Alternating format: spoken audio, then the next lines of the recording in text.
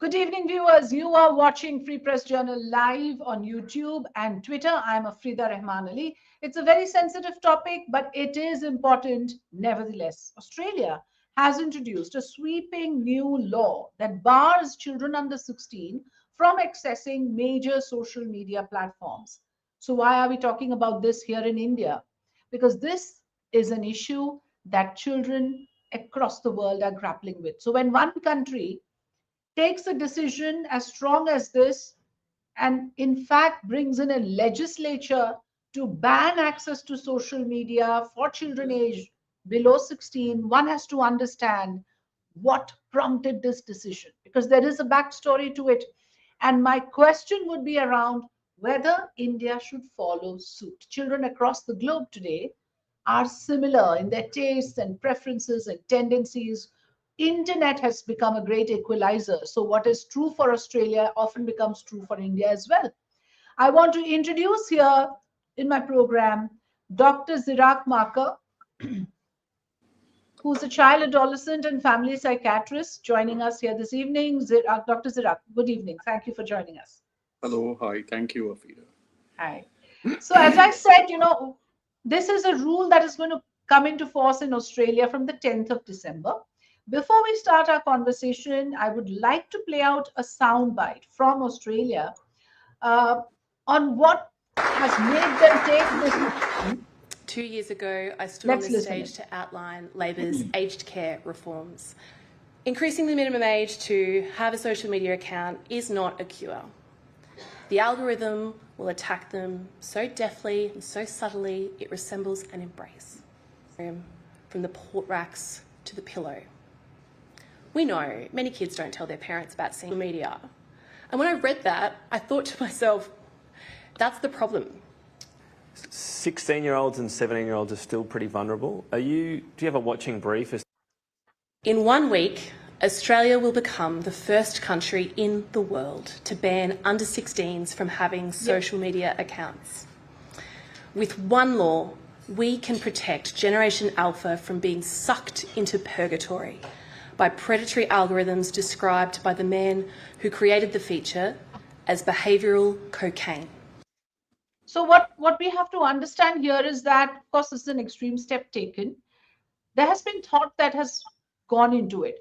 And I imagine that, Dr. Zirak, someone like you who deals with mental health in children, I imagine that you would be dealing with a lot of these issues of social media access, how much is too much, and what is the impact it's having.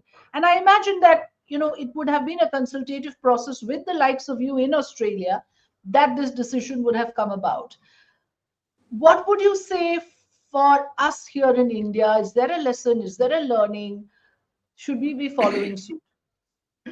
Yeah, so I kind of quite agree. I mean, even when a lot of parents and teenagers come in and discuss their problems, I think today in this specific generation, a lot of issues, problems that are not just mental health based, but also emotional, behavioral, and even safety aspects are a lot to do with the digital age, whether it's the screen time and whether it's the social media aspect.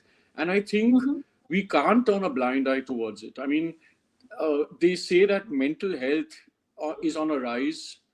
They say India is the most depressed country in the world.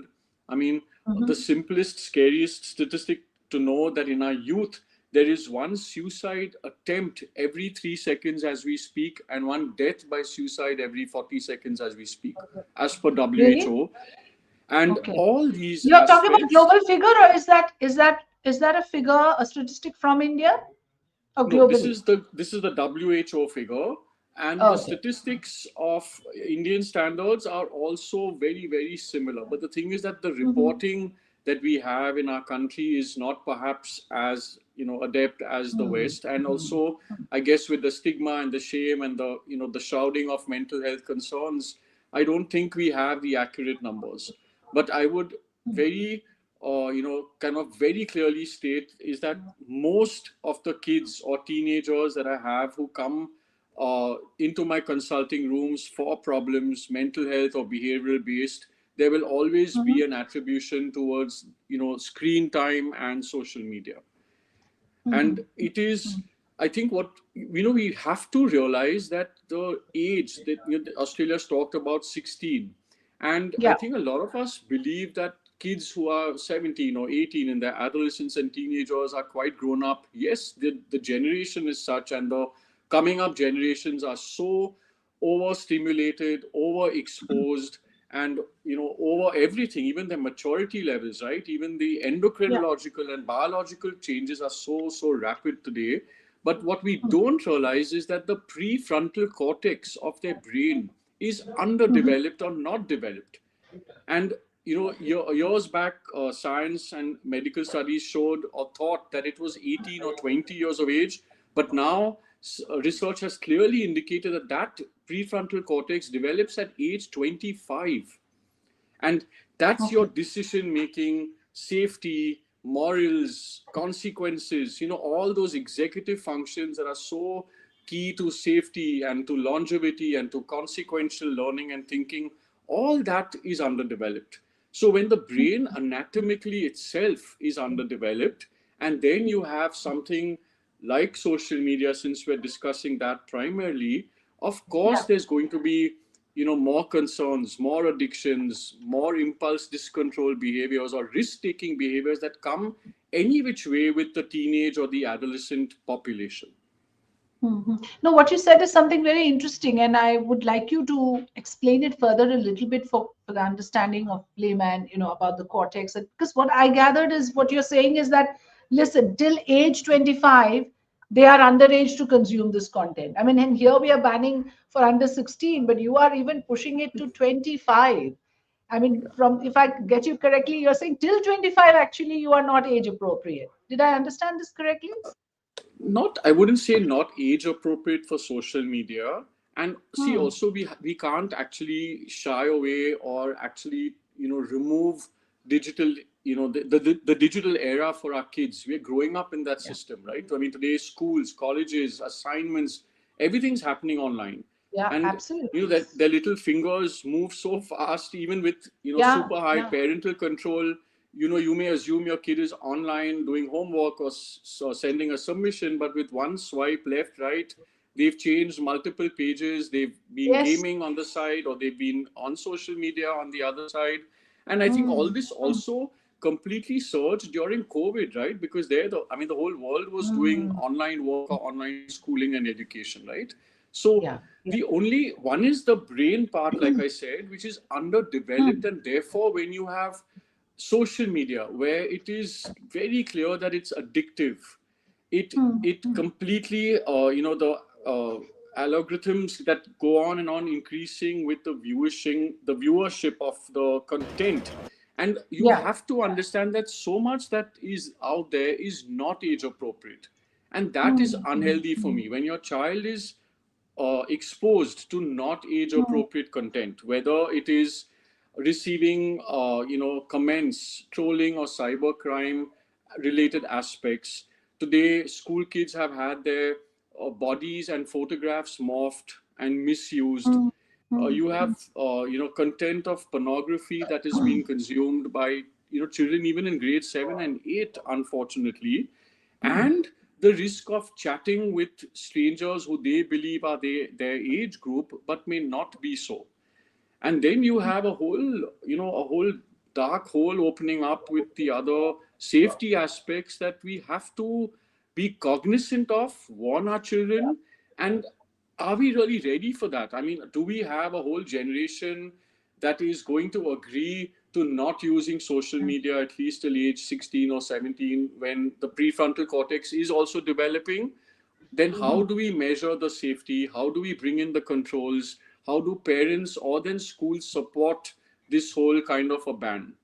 And I don't think some would say it's a very lazy way of doing it. Yeah, exactly. I was going to come to that. A ban is a little extreme because you said, and I know I have children who are teenagers, so I know how much they are dependent on online, whether it's assignment, whether it's interacting with peer groups, whether it is group assignments, interaction with the teachers. A lot of it happens on social media platforms, WhatsApp primarily. And so, the banning process, there has to be some method in the madness there as well.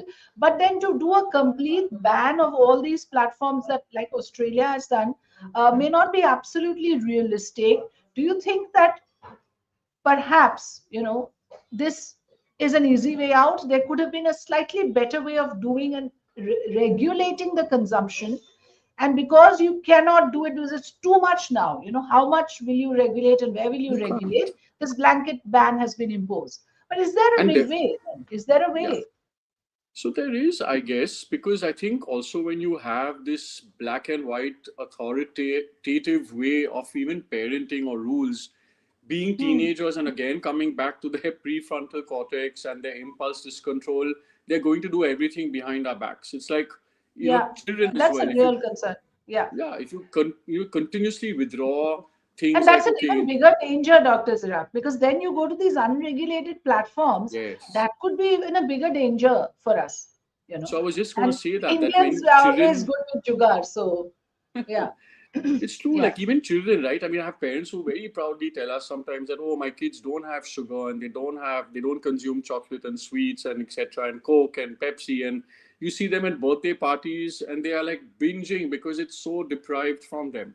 So I don't Mm. believe in these extreme kind of deprivations, but Yeah. information you have to communicate, and that doesn't only come from us as parents, it has to come from schools. I mean, schools are Mm. meant to be their second homes, and I think a Mm. lot of schools now are being very cognizant about these aspects of either mental health or safety, and then a stringent disciplinary consequences that come from school environments and home. And I think when there's more like-mindedness of a more cohort of parents who have the similar beliefs and a larger scheme of school authorities that have the similar kind of do's and don'ts and rules and regulations, that becomes more applicable and consistent. Because Mm. don't forget, the social media and the digital aspects and the gaming is also a lot of peer influence, right? I mean, if you have 20 kids in grade 6 who have an iPhone and yours is the only kid who doesn't even have a mobile phone, there is going to be a battle back home for wanting it. It's like deadlines. And that 20 creates plus. another level of conflict, Then there is that whole parent-child conflict at one level. The child wants to fit in with the peer group, and depriving that becomes another, it's almost like it can backfire on you with those sort of steps. Sometimes a parent has to be careful on that. But about the age limit that we are talking about here, that Australia has decided to keep it at 16. I want to, in fact, play out something on how they are planning to detect in case there's a violation. I found this interesting. Let's listen in. Makeup and other such things. So we're very careful about that. Yoti is a privacy preserving business where we want people to be able to prove who they are or how old they are or what credentials they might own, but with control and with privacy. So for facial age estimation, we tell the person that we will do an age estimation and we will immediately delete their face as soon as the age estimation has been completed. So, they have really done a lot of background work before they came to this. It's not as if they woke up one fine day and decided to ban, and it's been a process for them. So if at all we think, because what happens is, Dr. Zirak, you'll appreciate this, that here's a country that's grappling with air pollution. We have such pressing issues that we can't even come to social media ban right now, which Australia probably can, because for them, in the priority of things, probably this is the Yeah, most pressing issue. For us, we have like 10 other things before we come to this. So absolutely.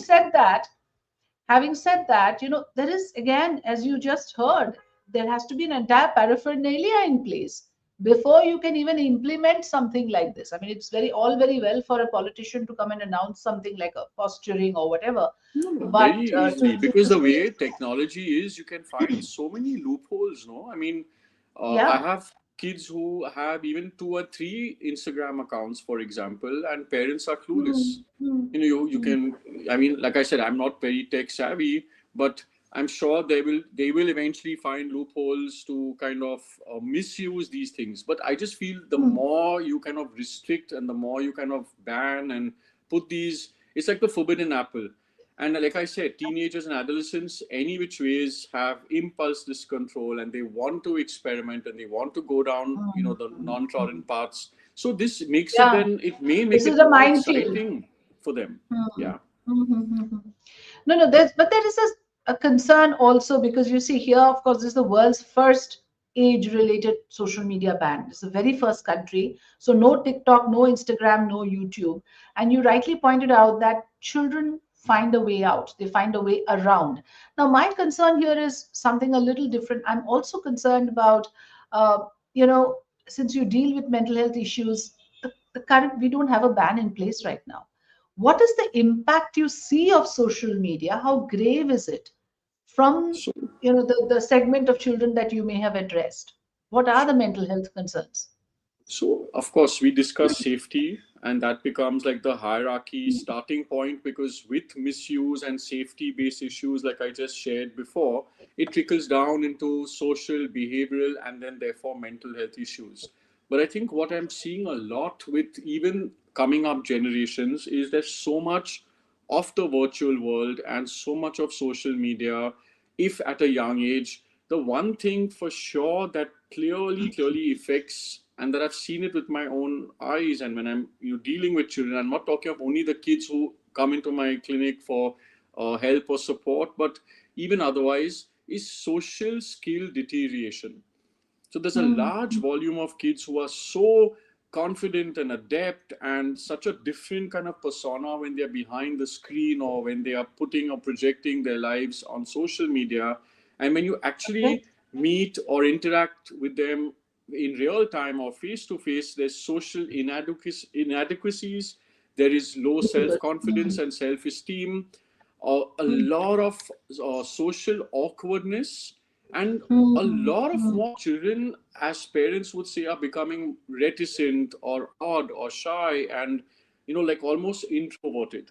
And that, kind of duplicity also can lead to a lot of, and that studies have shown that with these kind of starting points, they are at a high risk of depression, anxiety, panic attacks, and worsening of ADHD symptoms, which is your attention deficit hyperactive disorder, and even sometimes, body image issues and gender identity or sexual confusions, and a whole battery of issues that come up with these aspects. Of course, there's lots Yeah. to talk. We can I reach more people. sometimes maybe, yeah, it might be an oversimplification, but I sometimes like to use the food analogy that just like, when we like to eat clean and we are mindful eaters and we want to be conscious about a certain balanced diet. Here, this is consumption, this is food for the mind. And just think about it. I mean, if I just imagine that there is a whole plethora of junk food out there, which you are consuming on a day-to-day basis, and what it is doing to your system is probably anybody's guess. I mean, some may be more resilient, some may have better metabolism, but largely when you're consuming toxic stuff or a large proportion of toxic stuff, what can it do to your human body? I mean, so by that logic, when I think about what it can do to the human mind or an impressionable mind, it becomes very alarming. But I want to play out what the Australian Prime Minister said, Direct and then result we'll conclude with of your our comments. legislation passed through the Parliament yesterday, through the Senate, and confirmed in the House today, parents can have a different discussion with their young ones, a different discussion that will result in better outcomes and less harm for young Australians. Platforms now have a social responsibility to ensure the safety of our kids is a priority for them. We're making sure that mums and dads can have that different conversation today and in future days. We've got your back is our message to Australian parents. The legislation is very clear. We don't argue that its implementation will be perfect, just like the alcohol ban for under 18s doesn't mean that someone under 18 never has access, but we know that it's the right thing to do.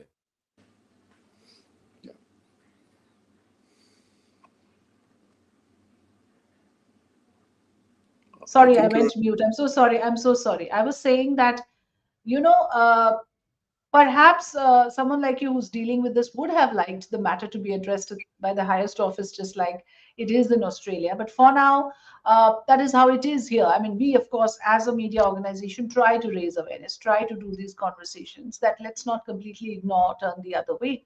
Is there anything in conclusion that you would like to say for parents like me? I mean, let's face it, there's only so much control we can exercise.